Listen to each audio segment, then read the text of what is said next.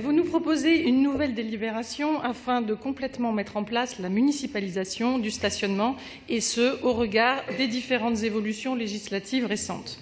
Pour cela, la majorité a déjà pris la décision, en novembre 2016, de privatiser le contrôle du stationnement parisien à travers une délégation de service public. Dans cette perspective, vous nous avez annoncé votre souhait de réaffecter les 1600 agents municipaux qui étaient chargés de cette mission dans les services de la Ville de Paris à d'autres tâches, en particulier la lutte contre les incivilités. Vous nous avez expliqué longuement, lors d'un précédent Conseil de Paris, que cette privatisation, que vous appelez pudiquement délégation de service public, était fondée sur votre volonté d'améliorer le service qui, selon vous, n'était pas effectué de façon satisfaisante. Je suis surprise de cette remise en cause du professionnalisme des agents municipaux et m'étonne de voir la majorité municipale préférer l'entreprise privée au service public. À ce titre, nous n'avons aucune idée à ce jour du coût de cette DSP qui viendra bien sûr alourdir la charge pour les contribuables parisiens, personne ne pouvant imaginer que les entreprises privées qui seront choisies et qui auront à contrôler près de 150 000 places de stationnement feront un travail de meilleure qualité que les agents du service public pour un coût moins élevé. Je souhaite donc qu'à l'occasion de cette délibération sur le stationnement, vous puissiez nous indiquer le coût prévisionnel de cette DSP et son impact sur les finances parisiennes, étant entendu que cet impact viendra s'ajouter au coût des 1600 agents mutés à d'autres tâches dans nos services, ce qui revient évidemment à une augmentation conséquente des coûts de fonctionnement de la mairie. À travers cette nouvelle décision, vous poursuivez votre politique anti-voiture qui frise le harcèlement avec une grille tarifaire qui vient pénaliser lourdement les automobilistes, osant devoir rester plus de 2 heures au même emplacement. Vous souhaitez mettre un terme au phénomène des voitures ventouses qui occupent des places de stationnement sans payer.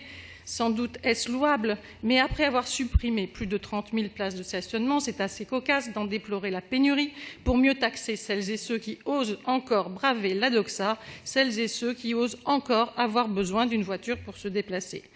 Votre politique anti-voiture à Paris est peu efficace, si j'en juge par le résultat catastrophique de la fermeture brutale des voies sur berge, et insupportable pour ceux qui s'épuisent dans les embouteillages. Stressés, taxés, les malheureux usagers de la route sont devenus les ennemis à abattre des citoyens, juste bons à être sanctionnés encore et toujours.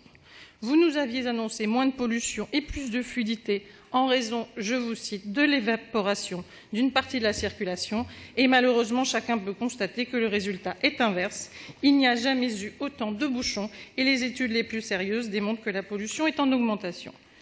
Il n'y a pas dans cet hémicycle d'un côté les gentils partisans des transports collectifs et de l'air pur et de l'autre les méchants amis de la bagnole et de la pollution.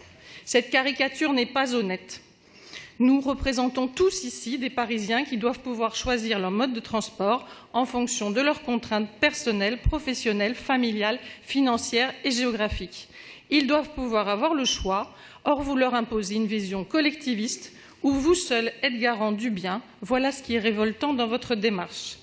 La politique de la Ville de Paris doit évidemment évoluer pour sortir de la logique du tout-voiture, mais ce qui est regrettable, c'est que vous le fassiez avec brutalité, créant ainsi un mécontentement que vous refusez d'entendre.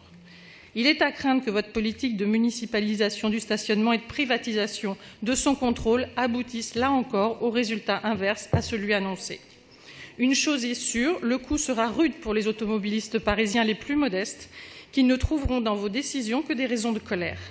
Je ne voterai pas, vous l'avez compris, cette délibération, considérant qu'elle remet en cause la qualité du service public et qu'elle va permettre à des entreprises de faire des bénéfices non contrôlés sur le dos des automobilistes, sans offrir aucune amélioration du service aux Parisiens, ni permettre aucune économie pour les finances municipales.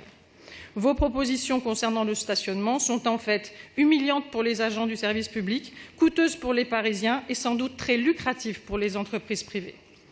Le seul point positif est celui qui concerne les véhicules propres qui sont privilégiés dans votre proposition tarifaire. Il y a là une bonne politique qui consiste à récompenser la vertu en offrant des conditions spécifiques aux automobilistes qui ont fait l'effort d'acquérir des véhicules non polluants. J'aurais pour ma part souhaité que vous vous inspiriez de cette logique pour, par exemple, réserver les voies sur berge aux véhicules propres, ce qui aurait eu des effets beaucoup plus positifs que les mesures idéologiques mises en œuvre depuis 6 mois. Je vous remercie.